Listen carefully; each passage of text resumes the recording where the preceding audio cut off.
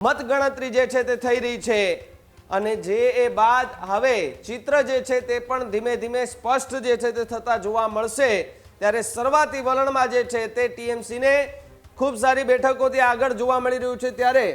ભાજપ પણ જે છે તે શરૂઆતી વલણમાં એ આગળ જે છે તે નીકળતું જોવા મળી રહ્યું છે ત્યારે હવે કેરળની વાત કે કેરળમાં યુડીએફ 3 બેઠકો પર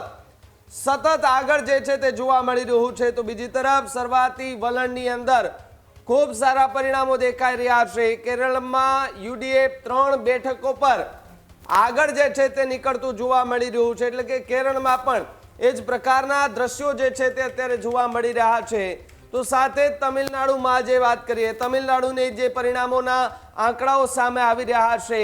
એ શરૂઆતી વલણ જે છે તે સામે આવ્યા છે જેમાં શરૂઆતી વલણમાં ટીવીકે જે છે તે આગળ નીકળ્યું છે અને કેરળમાં યુડીએફ 1 બેઠકો પર જે છે તે આગળ અત્યારે જોવા મળી રહ્યું છે એટલે કે અલગ અલગ રાજ્યોના પરિણામો પર આપણે જે ચર્ચા કરી રહ્યા છે પરંતુ ચર્ચા જે છે તે હવે ઓવરઓલ આપણે પશ્ચિમ બંગાળથી શરૂ કરીએ તો પશ્ચિમ બંગાળમાં મતગણતરીની શરૂઆત થઈ ચૂકી છે બેલેટ પેપરથી જે છે તે મતગણતરી શરૂ થઈ ચૂકી છે કુલ 294 બેઠકો માટે આજે પરિણામ જે છે તે જાહેર થશે અને ટૂંક સમયમાં જ ધીમે ધીમે જેમ ઈવીએમ ખુલશે એમાંથી જે મતગણતરીની શરૂઆત થશે મતની ગણતરી થશે તેમ તેમ ચિત્ર સ્પષ્ટ થતું જશે કે પશ્ચિમ બંગાળની અંદર કોણ દમદાર રહ્યું છે દીદી દમદાર છે કે પછી વડાપ્રધાન નરેન્દ્ર મોદીનો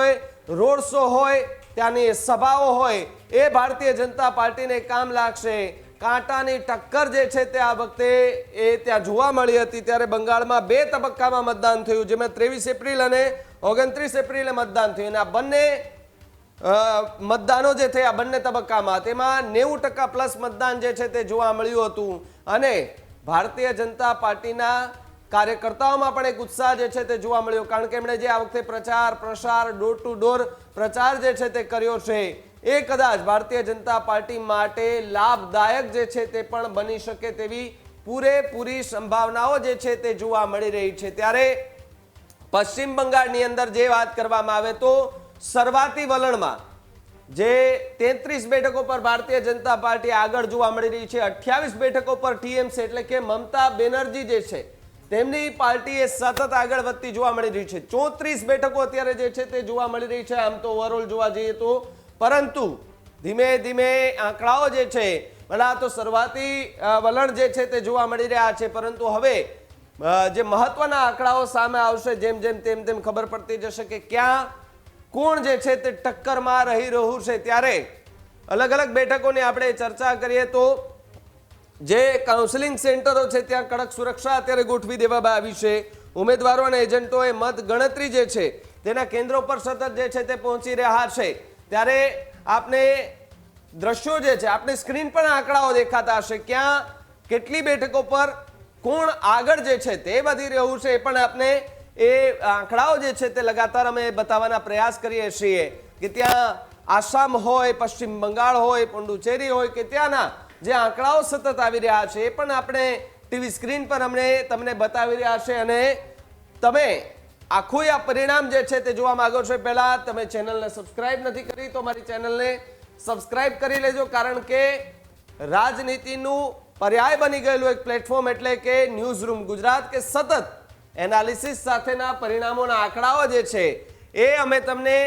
બતાવતા જઈ રહ્યા છે પશ્ચિમ બંગાળમાં સૌથી મોટા સમાચાર અત્યારે મળી રહ્યા છે કે જ્યાં ધીમે ધીમે હવે ટીએમસી જે છે તે અલગ અલગ આંકડાઓ પરથી એ આગળ વધતી જોવા મળી રહી છે 40 બેઠકો પર ટીએમસી શરૂઆતી રૂઝાનમાં જોવા મળી રહી છે અને 37 જેટલી બેઠકો પર ભારતીય જનતા પાર્ટી જે છે તે જોવા મળી રહી છે એટલે કે શરૂઆતી રૂઝાનમાં ખૂબ ઉલટફેર જે છે તે અત્યારે જોવા મળી રહ્યા છે પશ્ચિમ બંગાળમાં ભાજપ અને ટીએમસી વચ્ચે સીધી ટક્કર છે પશ્ચિમ બંગાળમાં ભાજપ અને ટીએમસી 30 બેઠકો પરથી આગળ છે એટલે કે 30 પરથી હવે સતત આંકડાઓ જે છે તે વધી રહ્યા છે ભાજપ 38 બેઠકો પર આગળ છે 42 બેઠકોની વાત કરીએ તો મમતા બેનર્જીની જે ટીએમસી છે તે અત્યારે લગાતાર આગળ જોવા મળી રહી છે એટલે કે 293 બેઠકોમાંથી હાલ જે છે તે આંકડાઓ આપને એ બતાવતો હું જોવા મળી રહ્યો છું સ્ક્રીન પર પણ આપને એ સતત આંકડાઓ જે છે તે દેખાઈ રહ્યા હશે કે જ્યાં પશ્ચિમ બંગાળની અંદર लगातार आंकड़ाओं में मोटा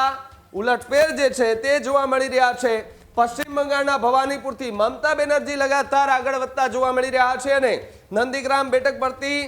સુવેન્દુ અધિકારી જે છે તે આગળ વધી રહ્યા છે।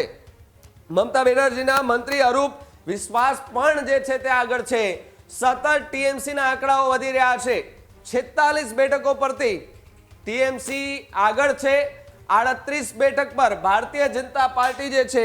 તે અત્યારે લગાતાર પોતાનો પરચમ જે છે તે બતાવતી જોવા મળી રહી છે। સર્વાધિક વલણમાં ટીએમસી પહેલી વખત આગળ નીકળી ચૂક્યું છે। જ્યાં સર્વાધિક વલણમાં 47 નહીં પરંતુ 48 બેઠક એટલે કે 48 બેઠક પર લગાતાર જે છે તે ટીએમસી આગળ નીકળી રહ્યું છે। ભાજપ સર્વાધિક વલણમાં 40 બેઠકો જેટલી એ બેઠકો જે છે ત્યાં આગળ અત્યારે જોવા મળી રહ્યું છે। 40 બેઠકથી ભારતીય જનતા પાર્ટી એટલે કે ટીએમસીના આંકડાઓ સતત બેઠકોના વધી રહ્યા છે। સર્વાધિક વલણમાં 50 જેટલી બેઠકો પર ભારતીય જનતા 50 જેટલી બેઠકો પર ટીએમસી 51 જેટલી બેઠી એટલે કે પરિણામો જેમ જેમ હમણાં થોડી વારમાં સ્પષ્ટ થતા જશે। સર્વાધિક વલણ જે છે તે જોવા મળી રહ્યું છે। બેલેટ પેપરથી જે ગણતરી થઈ રહી છે એ ગણતરીના આંકડા મુજબ આપને ટીવી સ્ક્રીન પર જે છે તે દેખાડી રહ્યા છે કે જે 40 જેટલી બેઠકો પર ભારતીય જનતા પાર્ટી અટકી ગઈ છે પરંતુ લગાતાર ટીએમસી જે છે તે સતત આગળ જે છે તે જોવા મળી રહ્યું છે। એટલે કે 53 બેઠકો પર ટીએમસી જે છે એ અત્યારે આગળ જોવા મળી રહ્યું છે। 41 બેઠક થઈ ચૂકી છે। 41 બેઠક પર ભારતીય જનતા પાર્ટી જે છે તે પોતાનો ભગવો લહેરાવતી અત્યારે તો હાલ જોવા મળી રહી છે પરંતુ જેમ જેમ પરિણામો સ્પષ્ટ થશે તેમ તેમ આંકડાઓ જે છે તે આવી જશે ત્યારે મમતા બેનર્જીની આગેવાની હેઠળ પાર્ટી ભારતીય જનતા પાર્ટી જે છે તે બંને વચ્ચે સીધી જ ટક્કર જોવા મળી રહી છે। શું ફરી એકવાર પશ્ચિમ બંગાળમાં મમતા બેનર્જી એ જીતના દાવાઓ જે કરી રહ્યા હતા એમાં સફળ થશે કે પછી ભારતીય જનતા પાર્ટીના એ પ્રચાર પ્રસાર એ કામ આવશે એના પર પણ હવે સૌ કોઈની જે છે તે એક નજર બનતી જોવા મળી રહી છે। આ ચૂંટણીમાં પશ્ચિમ બંગાળની અંદર મહત્વના મુદ્દા રોજગાર વિકાસ કાયદો વ્યવસ્થા જેવા મુદ્દાઓ છે તે કેન્દ્રિતમાં રાખવામાં આવ્યા। મતદાતાઓ જે છે તેમને પોતાનો સ્પષ્ટ સંદેશો પણ આપ્યો હતો કારણ કે 90% પ્લસ મતદાન થવું 2 તબક્કામાં મતદાન થાય બંને તબક્કામાં 90% કરતાં પણ વધારે મતદાન થાય એટલે કે ત્યાંની જનતા એ આ વખતે જાગૃત જોવા મળી। મહત્વપૂર્ણ બેઠક પરથી અપડેટ જે છે તે સતત મળી રહ્યા છે। ગણતરીના અંતિમ ચરણોમાં હવે ચિત્ર જે છે તે સ્પષ્ટ થશે ત્યારે વાત કરવામાં આવે તો જે અંતિમ તબક્કા છે તેમની અંદર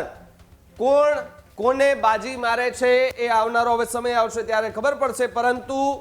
જ્યાં ટીએમસી જે છે તેમનું વર્ચસ્વ પશ્ચિમ બંગાળમાં ખૂબ સારું છે। આ જ પ્રકારની તમામ અપડેટ જોવા માટે ન્યૂઝરૂમ ગુજરાતને લાઇક શેર અને સબસ્ક્રાઇબ કરવાનું ભૂલતા નહીં।